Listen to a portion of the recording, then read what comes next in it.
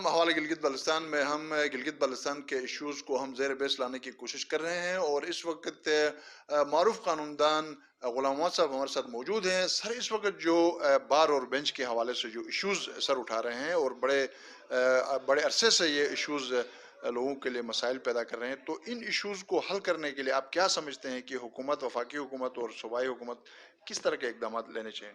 بہت بہت شکریہ سر. عالم صاحب، آپ کی اپنی خدمات ہیں. گلگت بلتستان کے ایشوز کو آپ کہیں نہ کہیں آپ اٹھاتے رہتے ہیں، اور خاص کر آپ جو ٹی وی کے جو چینل صاحب اور پوری گلگت بلتستان کی آپ ایک خدمت کر رہے ہیں، یہ بھی بہت بڑا خوشائند بات ہے. اور آج آپ نے میرا موقف لینے کے لیے میرے چیمبر میں آیا گیا، آپ کا اس کا بہت مشکور ہوں.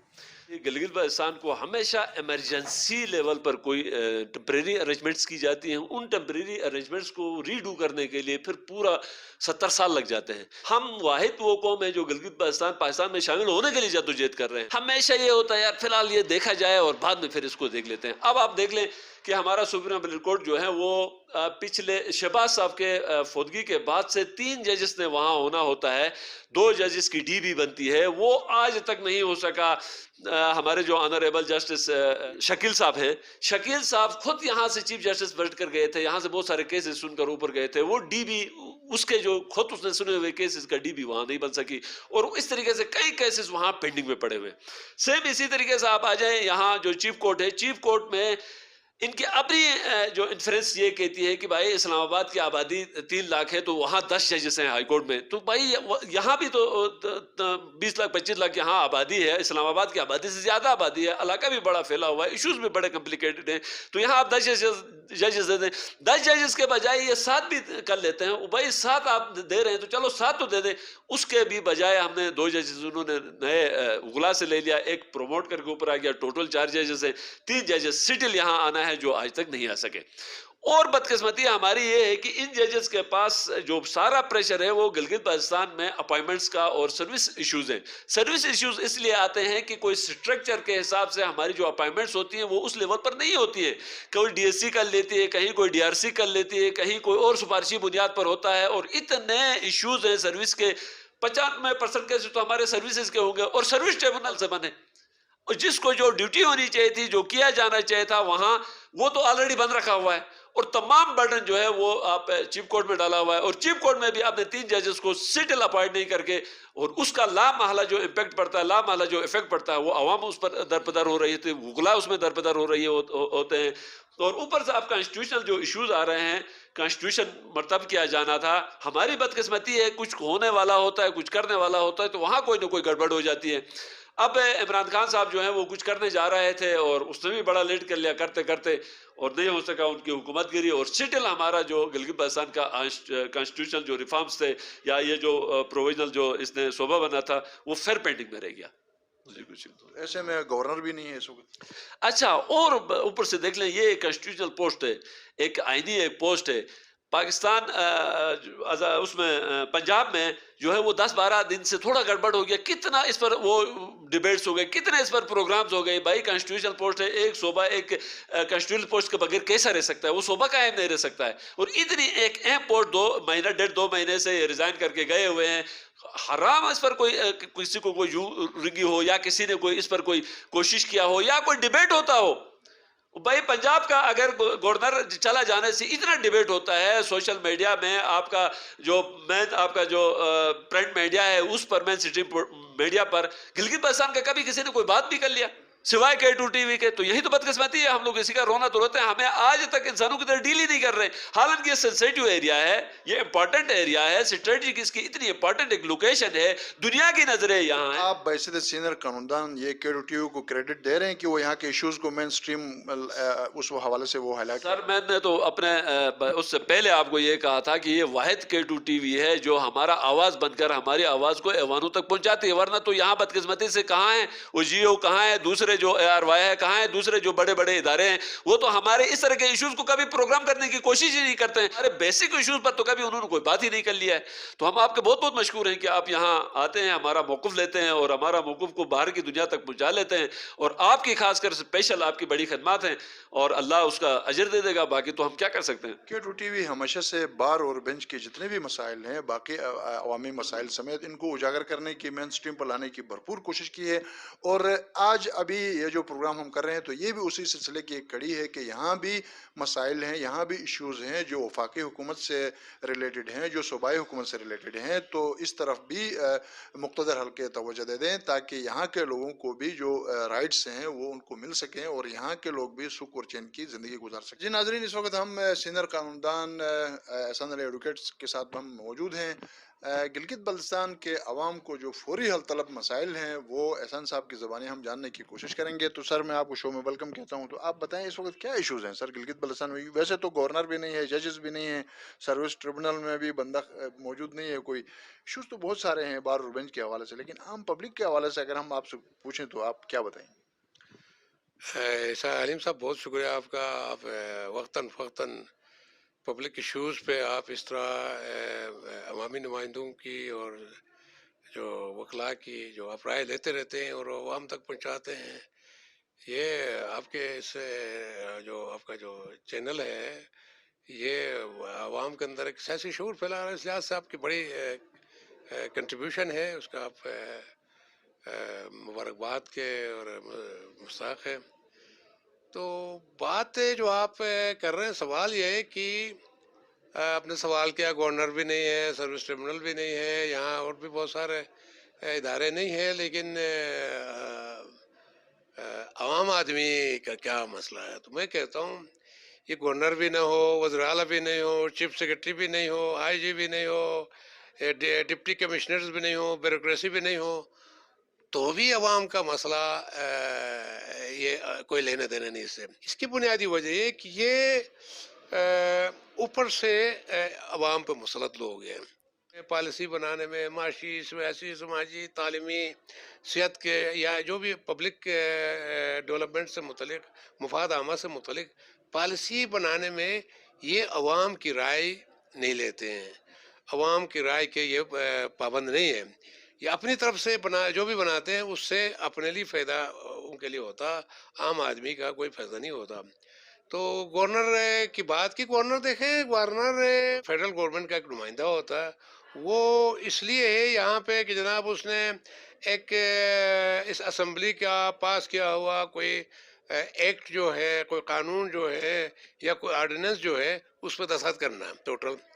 اس دستخط کرنے کے یہ جناب ماہانہ اس کا جو ہے ٹی اے ڈی اے، اس کے ملازم، اس کا جناب سارا تیل میل کے اخراجات ملا کے یہ کم از کم 50 لاکھ سے 60 لاکھ میں پڑتا ہے یہ گورنر۔ اور اس کا میں نے کئی پروگراموں میں، پبلک اجتماعات میں نے کہا کہ یہ جو گورنر جو بھی گیا، اس سے تیل کی قیمتیں بڑھنے سے پہلے 6 لاکھ روپے اس کا تیل کا ماہانہ خرچہ تھا۔ کیا یہ گورنر تیل پیتا ہے، اس کی فیملی پیتی ہے، یا اس پہ نہاتا ہے پوری فیملی کے ساتھ، یا یہ کیا 6 لاکھ پہ تیل اس وقت بہت زیادہ آتا تھا، ابھی تو پھر بھی ابھی کے حساب سے تو وہ 10 لاکھ پہ اس کا تیل خرچہ۔ تو ہم کہتے ہیں جناب آخر عوام غریب کیوں ہے؟ اسپتال میں دوائی نہیں ہے، کوئی مسئلہ نہیں ہے، سکولوں میں جناب سرکاری سکولوں میں کوئی پوچھ نہیں ہے، سرکاری اسکولوں کے اساتذہ کی پروموشن تو ہو رہی ہے، ان کو مراد بھی مل رہے ہیں، لیکن سکولوں کی جناب حالت جو ہے گر رہی ہے، ان کا معیار گر رہا، پوچھنے والا نہیں وہاں پہ، ٹیچرز حاضری ہی نہیں دیتے وہاں پہ۔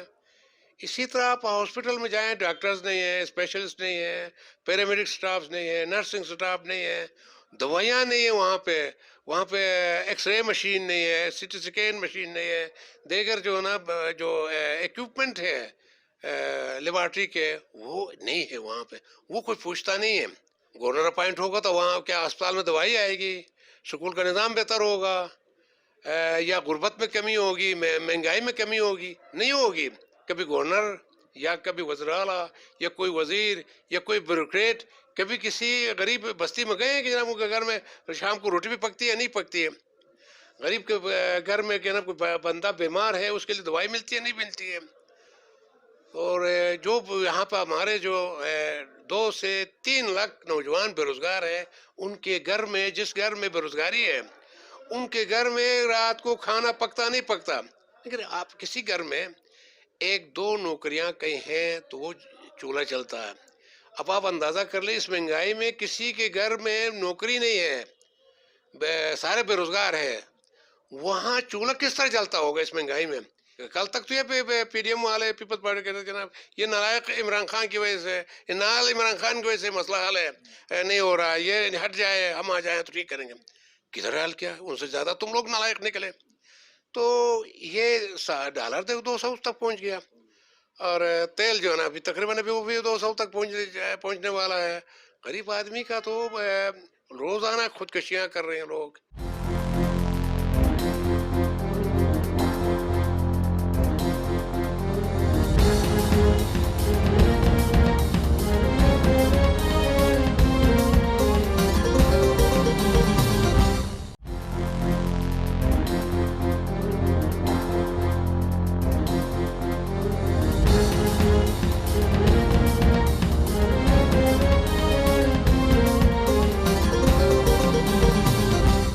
تو اس وقت میں محمد حسین شہزاد ایڈوکیٹ صدر supreme appellate court bar association کے چمبر میں موجود ہوں.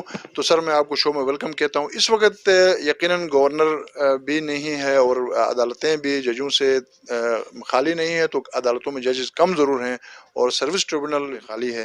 تو اس حوالے سے اور بھی بڑے ایشوز ہیں، تو اس پر آپ کیا کہیں گے؟ عیسیٰ علیم صاحب، سب سے پہلے تو میں آپ کا شکریہ ادا کروں گا اور آپ کے چینل کا بھی کہ آپ وقتاً فوقتاً جو ہے وہ جی بی کے جو مسائل ہیں مقتدر حلقوں تک پہنچانے کے لیے اپنی کوشش میں لگے رہتے ہیں. یہ ہمارے جی بی کا بڑا ایک المیہ ہے. ہر قسم کے جو لوگ ہوتے ہیں جو اپنے معاملات لے کر آتے ہیں ان کو انصاف نہیں ملتا ہے. انصاف کی جو ڈیلے میں جو چیزیں کار فرما ہیں وہ انصاف نہ دینے کے مترادف ہوتا ہے. آپ کو میں مثال کے طور پر یہ بتاؤں کہ آپ یہ دیکھیں کہ ڈاؤن کے جو پاکستان کے دوسرے صوبے ہیں، آزاد کشمیر ہے، ہم انہی کو لے لیں گے، ہم باہر ملکوں میں نہیں جائیں گے. اس کے اندر کوئی ایک سیٹ اگر چند دنوں کے لیے بھی خالی ہوتی ہے تو اس کے متبادل آدمی کو وہاں بٹھایا جاتا ہے، وہ کام کرتا ہے. سروس ٹریبونل آپ یہ دیکھیں کہ 2 سال سے اس میں کوئی جج نہیں ہے، کوئی ممبر نہیں ہے جو وہاں جا کر جو لوگ ہیں ان کو انصاف ڈیلیور کر سکیں. وہ فارغ ہے، بلکہ پیرالائز ہے، وہ پورا ادارہ ہی پیرالائز ہے. وہاں کوئی تمام عملہ موجود ہے، سارا سیٹ اپ موجود ہے، صرف وہاں جو چیئرمین اور اس کے جو ممبر ہیں ان کی اپائنٹ 2 سال سے نہیں کیا ہے، وہاں وہ خالی پڑا ہوا ہے، لوگ درفدر ہیں. اس کے بعد آپ دیکھیں سپریم اپیلیٹ کورٹ ہے. سپریم اپیلیٹ کورٹ کے اس کے رولز کے مطابق یہ کہا بھائی ہم تو 3 تو ہیں سیٹیں، 3 پوسٹیں ہیں، لیکن اس کو اضافہ بھی کیا جا سکتا ہے. 2016 سے 1 سیٹ خالی ہے. شہباز صاحب کی وفات کے بعد اس سیٹ پہ کسی کو اپائنٹ نہیں کیا اور اس وجہ سے جو ہے وہ بہت سارے کیسز پینڈنگ ہیں. ابھی جو چیف صاحب چلے گئے ہیں اس کے بعد جو ہے نا مکمل طور پر وہ کورٹ بھی پیرالائز ہو گیا، کیونکہ رول کے مطابق جو گورننس آرڈر ہے اس کے مطابق 2 سے کم جو جج ہے وہ کسی بھی اپیل کو نہیں سن سکتے ہیں. مسلینیس جو ہے وہ ان کے رول کے مطابق کوئی سن سکتے ہیں تھوڑا بہت، لیکن کوئی بھی جو کیس ہے وہ 2 سے کم پہ اس کی بینچ نہیں بنتی ہے. اب اس میں بھی آپ دیکھیں پیرالائز ہو گیا ہے اور وہاں سے کوئی اپائنٹمنٹ نہیں ہو رہی ہے، کوئی کام نہیں ہو رہا ہے. نہ پروونشل گورنمنٹ اس پہ کوئی سٹیپ اٹھا رہی ہے، نہ ہی فیڈرل گورنمنٹ جو ہے اس پہ توجہ دے رہی ہے. جن اداروں کے ساتھ پبلک کا جو ہے نا صبح شام واسطہ پڑتا ہے، لوگ انصاف کے لیے ان کے دروازے پہ آتے ہیں، وہ دروازے ہی بند ہیں. سروس ٹریبونل کا دروازہ بند ہے، سپریم اپیلیٹ کورٹ کا دروازہ بند ہے. اس کے بعد چیف کورٹ میں جو ججز ہیں اس میں بھی جو ہے نا وہ پوری نہیں ہیں. جو 2018 کا جو آرڈیننس ہے اس کے تحت تو مزید اور ججز کو لینا ہے، لیکن وہاں بھی نہیں ہے. پوری جوڈیشری نیچے جو ہے نا اس میں جو ڈیجیٹل مجسٹریٹ ہیں ان کو اپائنٹ نہیں کیا جا رہا ہے. جوڈیشل مجسٹریٹ اور سول ججز کی جو ہے اس کو الگ الگ کر کے جو ہے نا لوگوں کو انصاف دینا ہے. وہی ایک آدمی ایک ججز کے اوپر جو ہے 4 ججوں کا بورڈ ڈالا ہوا ہے. سیشن جج کو آپ یہاں لے لیں، اس کو اینٹی کرپشن بھی دے دیا ہے، اس کو جو ہے نا نیب بھی دے دیا ہے، اس کو جو ہے نا دوسرے دیے جا رہے ہیں. تو وہ ایک یہاں کیوں نہیں دیتے ہیں؟ آپ اس سے اندازہ کریں کہ فیملی جو ہے نا لاز یہاں ایکسٹینڈ ہیں، فیملی کورٹ یہاں نہیں ہے اور فیملی جج مقرر نہیں ہے، وہ سارا بوجھ جو ہے نا وہ کسی ایک جج پہ ڈالا جاتا ہے.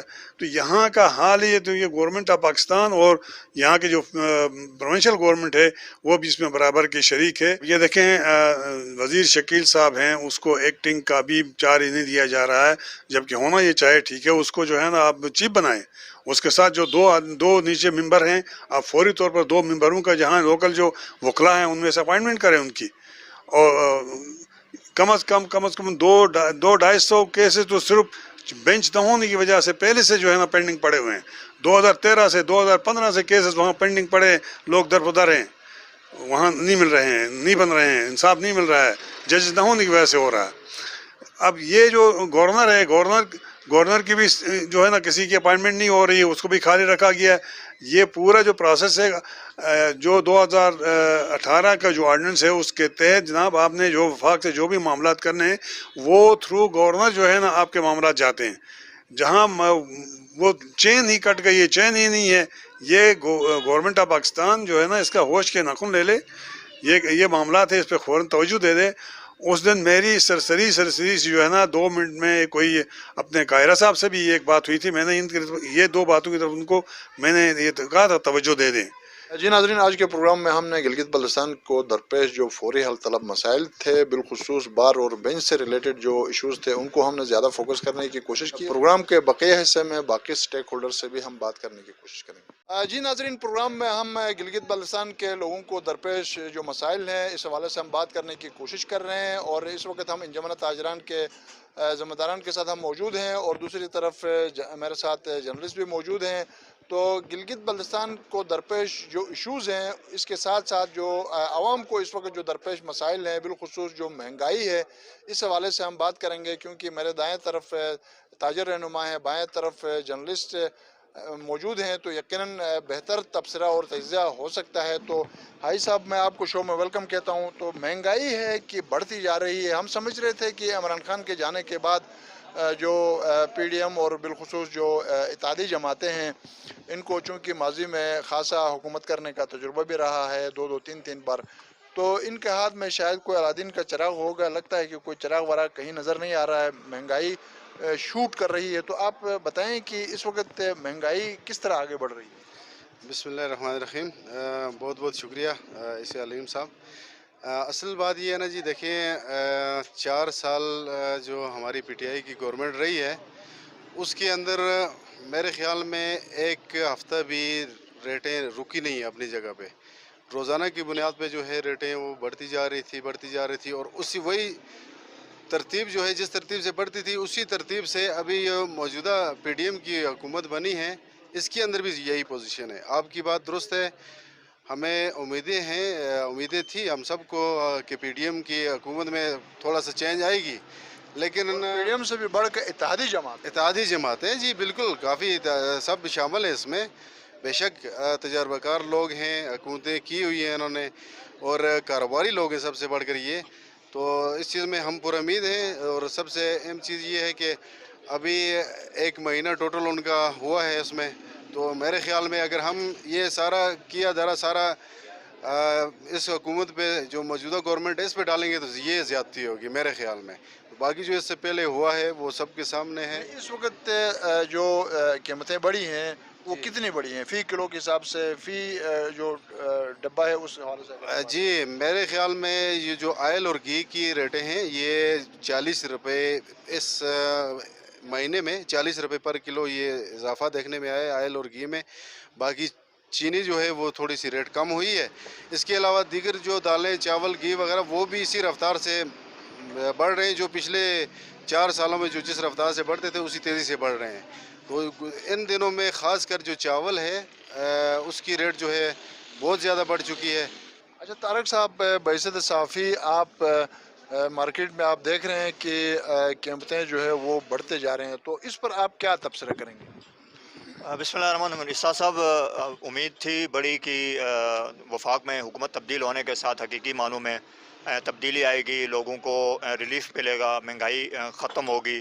اور چونکہ نعرہ بھی یہیں لگایا گیا تھا پی ڈی ایم کی طرف سے اور اعلان بھی یہیں تھا، ان کا بیانیہ بھی یہیں تھا، عوام کو اسی نعرے پہ انہوں نے جمع کیا تھا، احتجاجوں پہ، دھرنوں پہ، جلسوں میں، جلوسوں میں، کہ مہنگائی ختم کریں، مہنگائی مکائیں، مہنگائی مکاؤ نعرہ تھا۔ لیکن ہم دیکھ رہے ہیں کہ اقتدار سنبھالنے کے بعد مہنگائی تو نہیں مک رہی ہے، مہنگائی ہے کہ بڑھتی چلی جا رہی ہے، لیکن ان کے اوپر جو مختلف لوگوں پہ جو کیسز تھے وہ کیس مکتے ہوئے نظر آ رہے ہیں، ان کو مکانے کی کوشش کی جا رہی ہے، ان کو ختم کرنے کی کوشش کی جا رہی ہے، مہنگائی کو ختم کرنے کی کوشش نہیں کی جا رہی۔ تو اس سے اندازہ ہوتا ہے کہ وہ ان کا جو نعرہ تھا مہنگائی مکاؤ، اصل میں وہ مہنگائی مکاؤ نہیں تھا، مختلف کیس مکاؤ تھا، ہماری جان چھڑاؤ تھا اور ہمیں اقتدار میں لاؤ تھا۔ وہ وہاں تک کامیاب ہو گئے اور مزید ان کے جو معاملات ہیں وہ چلا رہے ہیں اور مہنگائی کی طرف توجہ نہیں ہے۔ اگر مہنگائی کی طرف توجہ ہوتی تو جس طرح ہمارے چونکہ انجمن تاجران کے جنرل سیکرٹری ہیں، ذمہ دار ہیں، یہ خود بتا رہے ہیں کہ پر کلو 40 روپے بڑھ گیا ہے، ڈالٹے میں بھی اسی طرح اضافہ ہوا ہے، آئل کیا نام اس کا تیل میں بھی اسی طرح اضافہ ہوا ہے، اسی طرح کیا نام اس کا دودھ میں بھی پر کے جی 15 سے 20 روپے، جو میری معلومات ہے پر کے جی 15 سے 20 روپے ایک مہینے میں اضافہ ہوا۔ میرے خیال میں پچھلے جو 4 سال میں جو اضافہ ہوا تھا اس سے زیادہ سپیڈ میں اس وقت جو ہے مہنگائی بڑھتی چلی جا رہی ہے۔ تو دیکھیں اب بھی لوگوں کی، عوام کی تھوڑی سی امیدیں ہیں شاید کہ کوئی کمی آ جائے۔ ان کا یہ جو بیانیہ تھا کہ مہنگائی ختم کریں گے، اگر مہنگائی ختم نہیں کر سکتے تو کم از کم ان کو کنٹرول کرنا چاہیے تھا۔ اور اس وقت جو لوگ ہیں وہ زیادہ ہی بدزن ہو رہے ہیں، پریشان ہو رہے ہیں، خاص کر متوسط طبقہ جو لوگ ہیں، غریب جو لوگ ہیں، دیہڑی دار جو لوگ ہیں، ان کے لیے پاؤ دودھ خریدنا مشکل بن رہا ہے۔ جو دودھ آج سے مہینہ پہلے 35 روپے اگر پاؤ ملتا تھا تو آج 45 اور 50 روپے تک پہنچ گیا۔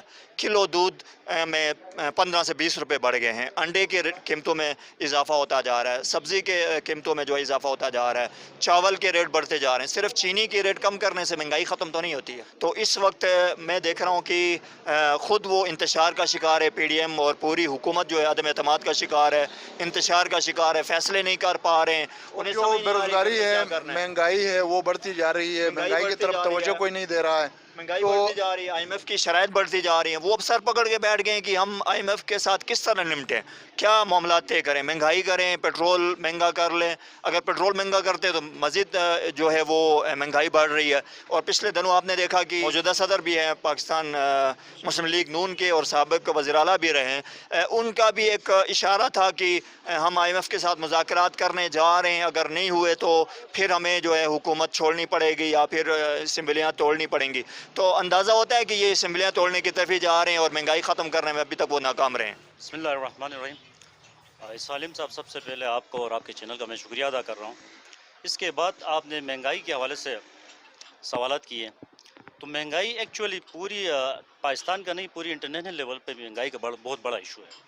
اس ایشو کو آپ کے اکانومکس کس طرح کور کرتے ہیں، ہر ملک کے اپنے اکانومسٹ ہے، اس کو کس طرح کور کرتے ہیں، سب سے بڑا چیلنج تو یہ ہے۔ تو رہی بات پاکستان جیسے ملک کی بات اور گلگت سرزمین کی بات کر رہے ہیں، تو گلگت کی اپنی کوئی اکانومی ہے ہی نہیں، یہ تو کلیئر کر میں واضح کر دوں۔ ہم تو وفاق کے اوپر انحصار کر کے بیٹھے ہوئے ہیں، اس لیے میں زیادہ اس کے اوپر ڈسکس کرنا نہیں چاہوں گا۔ تو کوئی بھی حکومت آتی ہے، ہم تاجر برادری کا معیشت جو سنبھال کے اس ملک کو لے کے جا رہا ہے، غریب کو ریلیف کر رہا ہے، وہ تاجر کا دوست ہے، عوام کا دوست ہے، ہم سب کا دوست ہے۔ ہمارا کوئی ذاتی کسی پارٹی کے ساتھ ہوگی لنک، ضرور ہوگی، لیکن سب سے بڑا لنک ہمارا غریبوں کے ساتھ لنک ہے۔ ہم تاجروں کا سب سے بڑا لنک یہ ہوتا ہے جو ہمیں ریلیف دے گا، معیشت کو سنبھالے گا، اس کے ساتھ ہماری ایک فرینڈشپ ہے، اس کو ہم چاہتے ہیں کہ وہ سنبھالے۔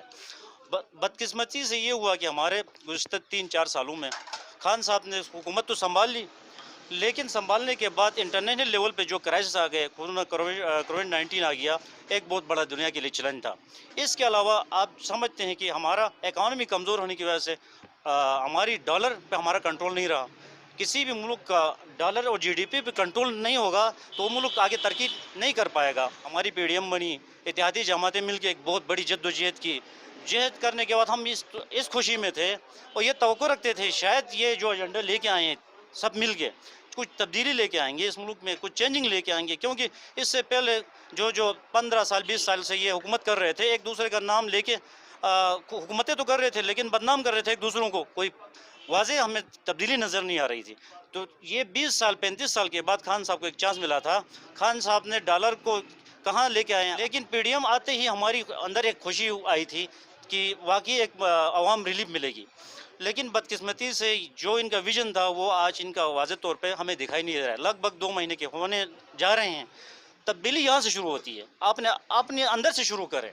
मैं रिक्वेस्ट करूँगा खुसूसन शहबाज शरीफ जो हमारे वज़ीर-ए-आज़म इस वक्त, मेरी ज़ाती रिक्वेस्ट ये है कि वो डोनेशन दे दें इस मुल्क को, जरदारी साहब डोनेशन दे दें इस मुल्क को। इसी तरह बहुत से हमारे पॉलिटिकल दान हैं, जर्नलिस्ट हैं, जर्नल हैं हमारे, वो डोनेशन दे दें इस मुल्क को। अदलिया के बड़े बड़े बैठे हुए हैं, वो इस मुल्क को डोनेशन देंगे तो हम जैसे ताजिर भी, हमारा भी दिल बड़ा होगा, हम भी इसको डोनेशन देंगे, मुल्क में तरक्की होगी, खुशहाली आएगी। यकीनन नाज़रीन बहुत अच्छी बात की कि इस मुल्क को जब भी कोई मुश्किल पेश आती है तो यकीनन वहाँ के जो शहरी हैं, वहाँ के जो ज़िम्मेदार लोग हैं, आजमाइश का वक्त होता है और यकीनन इस वक्त मुल्क के माशी हालात अगर बेहतर नहीं है तो जो टैक्स चोर हज़रात हैं वो टैक्स दे दें। और इसके अलावा भी ये जो ताजर रहनुमा हैं इनकी बहुत अच्छी बात है कि जो बड़े बड़े ओहदे रखने वाले लोग हैं, जो रिटायर्ड हो गए हैं, जो हाजिर सर्विस हैं, वो अपनी आमदन का एक ख़ास हिस्सा जो है मुल्क को डोनेट करें ताकि बाकी जो ताजिर बरादरी है, छोटे बड़े ताजिर हैं, उनके अंदर भी जज्बा एहसार और कुर्बानी जो है वो बेदार होगा और वो भी अपने इस मुल्क के लिए इस मुश्किल तरीन हालत में, जबकि माशी हालात जो हैं वो हमें वेंटिलेटर पर दिखाई दे रहे हैं, तो इस वक्त यकीनन इस मुल्क के जितने भी स्टेक होल्डर्स हैं, जो साहिब हैसियत हैं, भी पोजीशन में है, तो उनको अपना जो है वो हिस्सा बकदर जुसा अपना किरदार अदा करना चाहिए।